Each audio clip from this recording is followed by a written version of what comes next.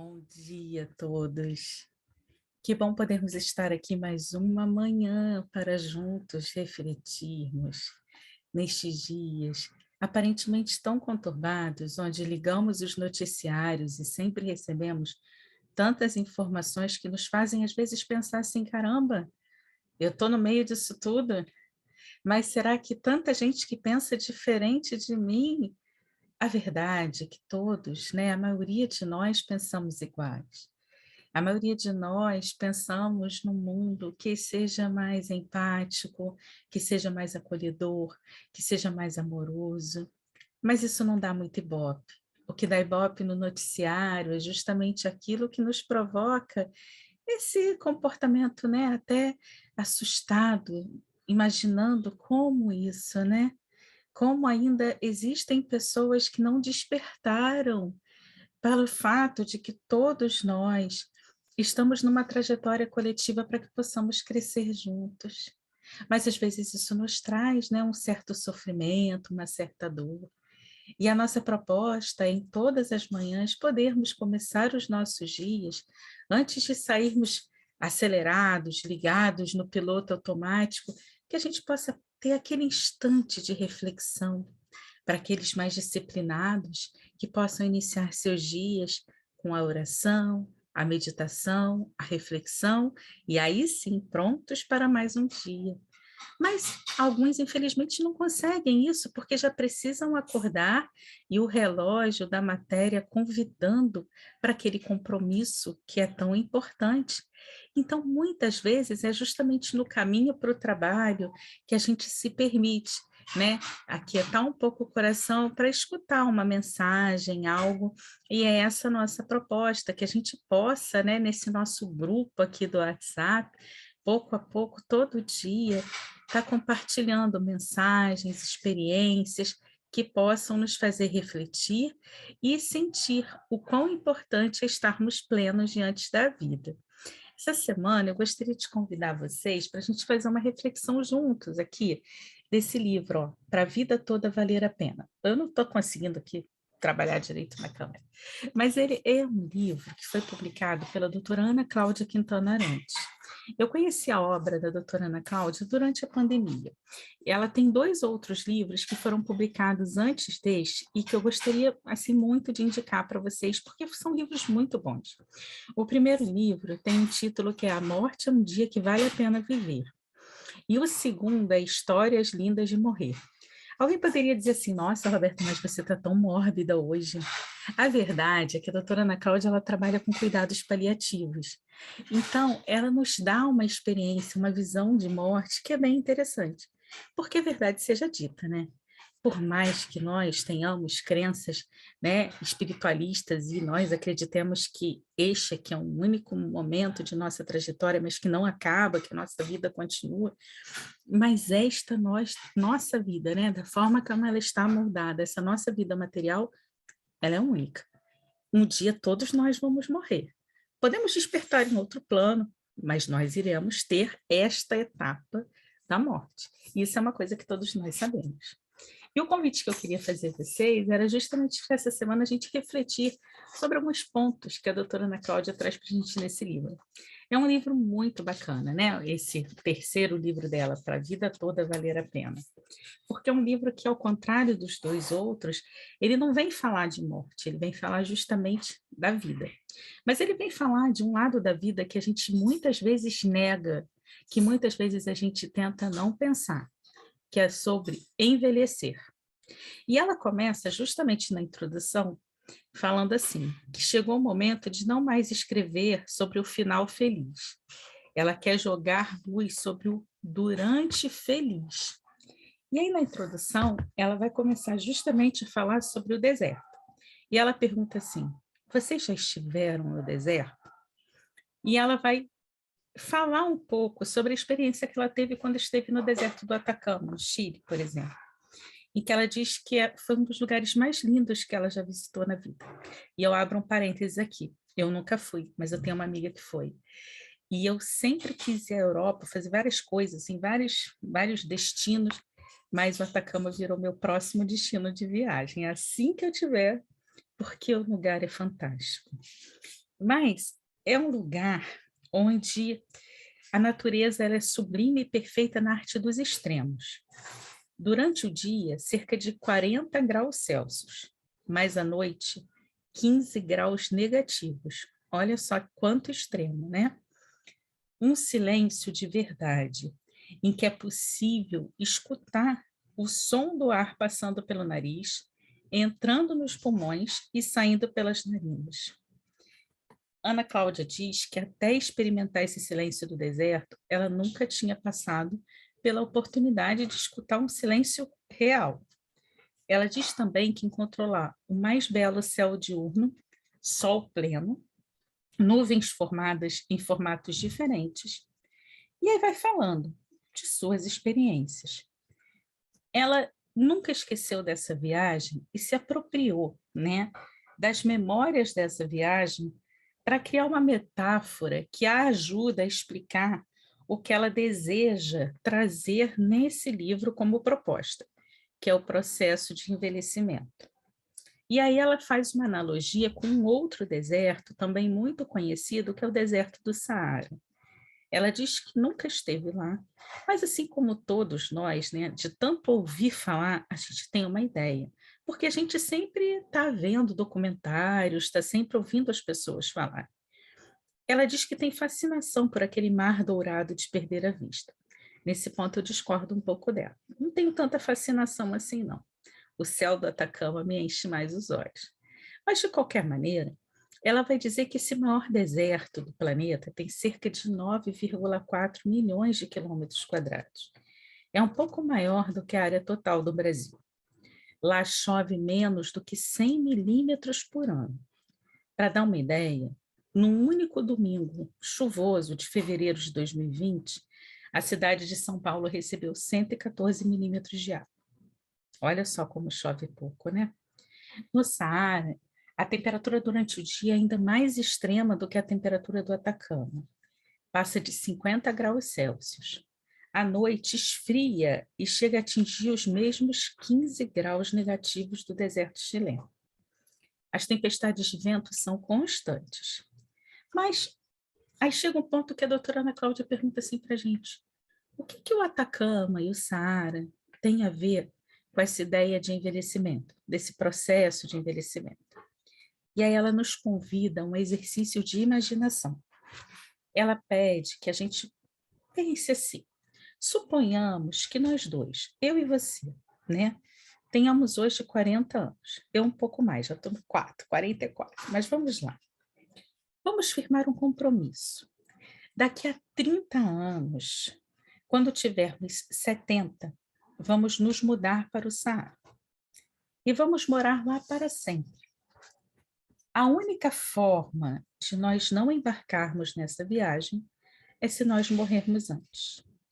A gente concorda, assina o termo de compromisso e a gente segue com a nossa vida. A gente chega, desembarca, a gente vai direto para o local da nossa moradia.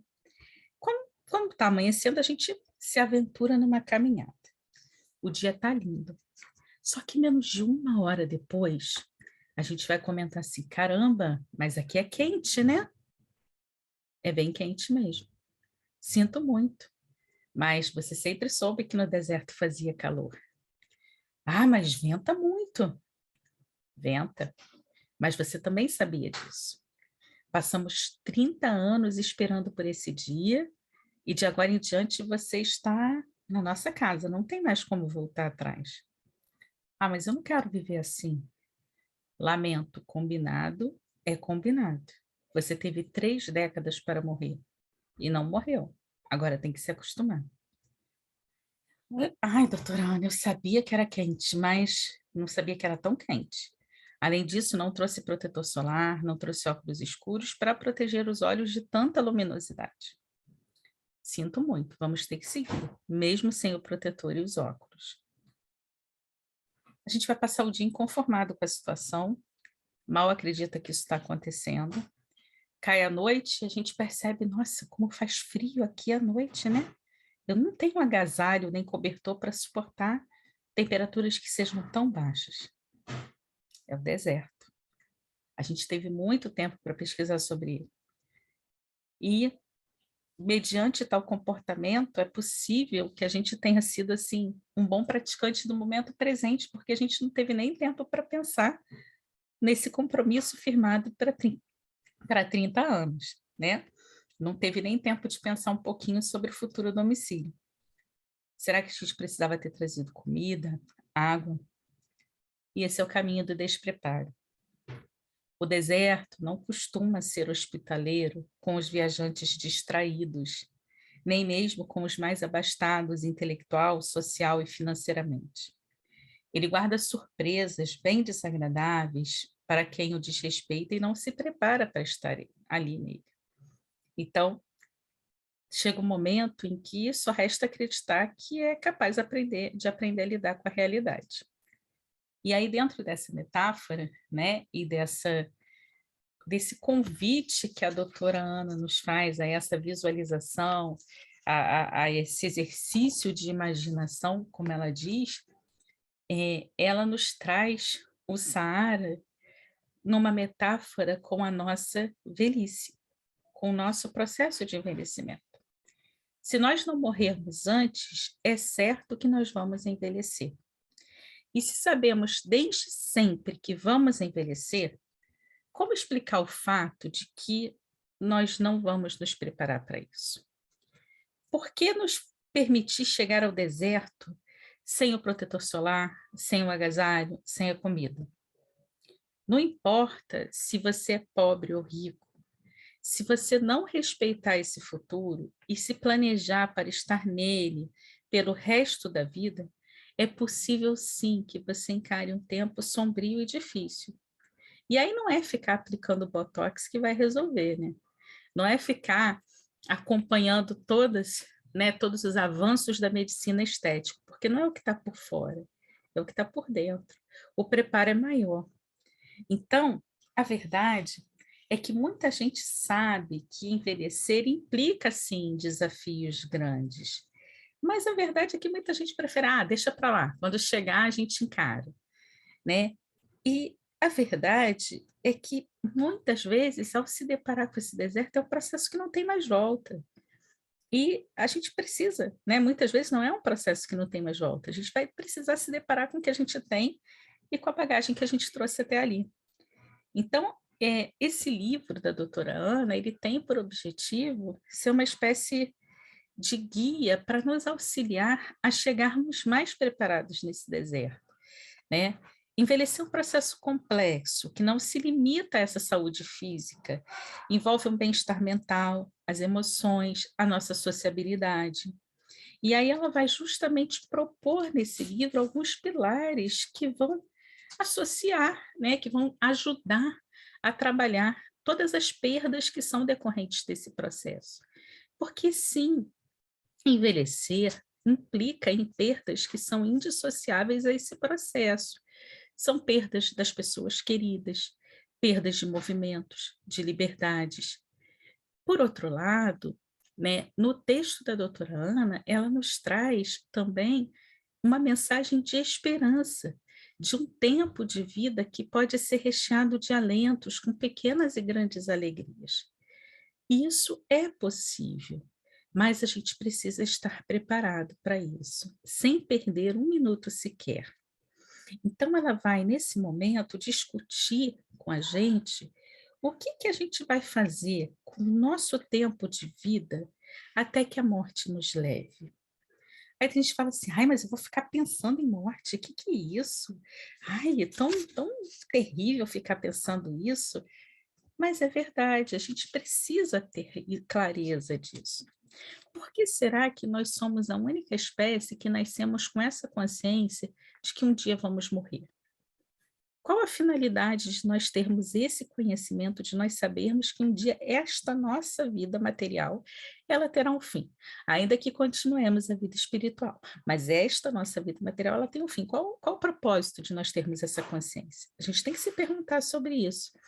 E eu fico me perguntando, assim como a doutora Ana se propõe nesse livro, se não é justamente para que a gente consiga, né, refletir melhor e fazer escolhas melhores sobre o que que nós vamos fazer com esse nosso tempo de vida até que chegue o momento da nossa morte. E ela vai justamente falando, né, dos desafios desse processo de envelhecer. A verdade é que nos últimos anos, né, principalmente nesses anos de 2020, 21, em função da pandemia, a gente viu, né, que os desafios da vida foram muitos e foram ainda maiores, em decorrência de algo novo para todos nós. Mas o fato é que muitos de nós precisamos nos isolar nesse momento, até para proteger as pessoas mais velhas, mas muitos de nós não tivemos, né, companhia nenhuma, né, durante esse processo, né? Nós não tivemos testemunhos nenhuma dos momentos que nós passamos sozinhos. E isso certamente vai nos influenciar muito e vai influenciar muito o nosso comportamento e o comportamento de muitas pessoas nas próximas gerações. Porque a verdade é que nós viemos numa vida social não é à toa. Muitas vezes nós vamos precisar, né, ao longo da nossa existência, do outro para validar o que nós sentimos, né? Esse olhar do outro é muito importante. E na solidão do medo do vírus e das doenças, esse olhar do outro ele não existiu para muitas pessoas. Não existiu a companhia na rotina de acordar, a companhia da rotina de cumprir as tarefas da casa, de trabalhar, de reconhecer a dor do outro, de chorar junto. A verdade é que quando a gente sente as nossas lágrimas refletidas nos olhos daqueles que nós amamos, o sofrimento fica menos pesado. Mas a gente não teve esse espelho na pandemia. Nem mesmo nos funerais era possível dar abraços verdadeiros. Eu tive uma experiência assim que muito dolorosa, porque perdi muitos afetos durante a pandemia. Como espírita, eu sei que não é perda, eu sei que é uma passagem, mas ainda assim, sob a ótica da matéria, são pessoas que não mais convivem comigo no dia a dia, que me fazem muita falta. Volta e meia me fico a pensar como seria se elas estivessem aqui, e foram muitas. Eu poderia até citar, mas algumas, assim, têm papéis, assim, muito especiais na minha vida, né? Muito especiais mesmo. E uma delas eu não pude nem me despedir, nem sequer ir ao sepultamento, porque eu estava no momento que eu estava vulnerável, com suspeita de Covid, e era a minha segunda mãe, uma pessoa muito importante para a minha vida. Eu não pude estar naquele momento, eu não tive a oportunidade de me despedir. Eu tenho uma amiga muito querida, muito, muito querida, e, e durante todo esse período da pandemia eu abracei muitos meus filhos que estavam comigo em casa. Eu tentei ao máximo fazer com que eles não sentissem, eu saía para trabalhar, e no sepultamento dessa minha amiga, né, já numa segunda fase da Covid, quando a gente imaginava que a gente conseguiria sair, e ela não resistiu, ela sucumbiu, e eu estava, eu fui ao sepultamento sem saber como reagir, eu queria acolher aquelas pessoas que estavam lá, eu queria dividir a minha dor, mas eu não sabia, porque era tudo tão diferente, tão novo para a gente, tantas emoções. E o filho dela mais velho me deu um abraço muito forte. E eu percebi que aquele tinha sido o primeiro abraço de alguém não vinculado à minha família, que eu digo meu esposo, meus filhos e minha mãe, né? Que eu havia recebido em um período de 1 ano e meio. Logo eu que sou, né, toda de abraçar, de beijar, e aquilo estava me fazendo muita falta. E aquele abraço ali foi extremamente acolhedor, porque eu que teoricamente deveria estar lá para acolhê-lo, eu fui acolhida por ele. E, e isso certamente mexeu conosco, né? Muita gente perdeu entes queridos. Eu, ao menos, tinha aqui minha mãe, meu marido, meus filhos, mas muitos vivenciaram o luto como um tsunami, afogadas em dor e completamente sozinhos. Então, a doutora Ana Cláudia fala sobre isso nesse capítulo introdutório, né? Que ela diz que há muitos anos ela encontra com a morte quase que diariamente, uma vez que ela trabalha com cuidados paliativos. Mas esses encontros fazem com que ela tenha hoje a certeza de que a vida toda vale a pena ser vivida. E quando a gente pensa na morte numa pandemia, a coisa fica diferente, seja ela causada pelo coronavírus, por qualquer outra doença, ela fica uma morte desamparada dos afetos, por causa dessa regra do isolamento. Então, esse período é o período que a gente envelhece meio que sem testemunhas, né? A gente sabe que tudo o que aconteceu foi uma espécie de solidão protetora, para proteger os nossos idosos de uma doença muito imprevisível, que podia terminar numa morte muito dolorosa, nos afastando de qualquer contato humano. Mas, se a gente for parar para ver bem, mesmo antes da pandemia, já haviam muitos idosos, né, vivendo em situações de isolamento, confinados em instituições onde alguns deles raramente recebiam a visita de um familiar. Ao longo de 2020 e 2021, esse cerco de solidão só se apertou. Ironicamente, nos atingiu. Muitos de nós, isolados em nossa casa, experimentamos a mesma dor do confinamento, que para muitos dos nossos idosos simplesmente faz parte da rotina. E esse cenário, né, trouxe para a doutora Ana Cláudia, e compartilho aqui com vocês, uma antiga chamada, a charada oriental em sua mente, que se assemelha ao mito grego da esfinge, que propunha um enigma aos viajantes e os ameaçava dizendo assim: decifra-me ou devoro-te. A charada é essa. A gente sabe que uma árvore caiu pelo barulho que ela faz. Mas se ninguém ouvir, a árvore caiu? Se não houver testemunhas da queda da árvore, a árvore ainda existe? Ao longo da pandemia, muitos idosos foram árvores em quedas silenciosas. Não houve ninguém que assistisse ali a ruína da sua esperança, de seus amores, de suas histórias, porque eles simplesmente não tinham com quem conversar. É muito importante que a gente não esqueça e que a gente pense nesses idosos quando nós estivermos organizando a nossa bagagem para a viagem de volta ao nosso deserto. Dentre todos os nossos cuidados, que a gente possa cuidar da companhia, que inclusive essa companhia é que vai tornar mais alegre o nosso durante. A verdade é que todos nós estamos velhos, estamos envelhecendo, mesmo os novos. Cada dia de vida é um dia a menos. Então a gente envelhece a cada dia. E a verdade é que a gente, por mais que a gente tenha se esforçado muito durante a pandemia, né, para a gente não morrer de coronavírus, né, a verdade é que trouxe experiências únicas para todos nós. E o que a gente pode talvez trazer, né, de ganho, se é que a gente pode permitir o ganho diante de tanta dor, sempre tem, né? É que o morrer pode ficar para amanhã, mas o viver, que ele seja hoje. Que a gente possa viver o hoje em plenitude.